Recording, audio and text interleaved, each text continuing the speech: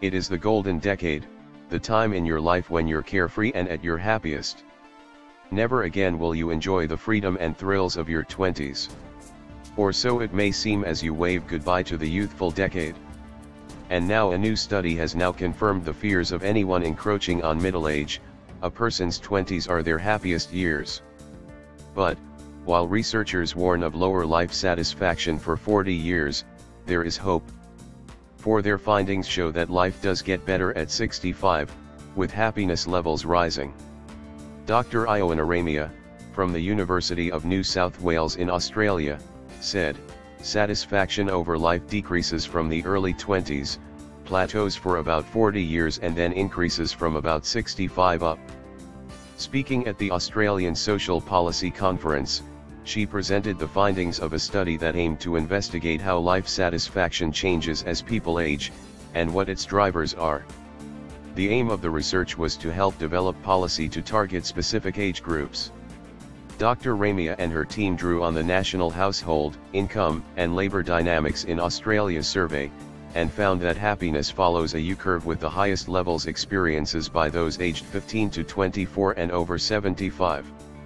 Happiness followed a predictable trajectory, she said, with couples reporting greatest satisfaction at life just before having their first child and a dip from their first year of life through to when the child reaches 6 years old and started school. Dr. Ramia said, happiness, then stays till low, but increases slightly, and is the highest around the age of 80.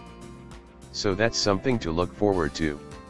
She said her team's research shows a strong correlation during the middle age plateau with employment opportunities and financial situation, when money and jobs matter most. This started in the mid-20s and remained constant until older age, when the importance of work and earning decreased. Housing was of little importance in the overall happiness of younger people, but the results show people do care if they lived close to their workplace, entertainment, and friends. There was a greater emphasis on the quality of the dwelling itself into middle age and beyond, along with neighborhood and community. At this time happiness is at its lowest, and it only starts to increase when people start focusing on other things, like their free time, said Dr. Ramia. Safety was an important aspect of life satisfaction in every age group, while health spiked twice in the mid-30s with the first awareness of physical fallibility or illness, and again later in life, she said. Though her research had shed some light onto the drivers of happiness, Dr. Ramia said the peaks at young and old age remained poorly understood, with question marks around how satisfaction could remain constant across the major parameters described yet manage to increase with age overall. Defining what satisfaction was and how it was rated by subjects was also a challenge for future research, she said.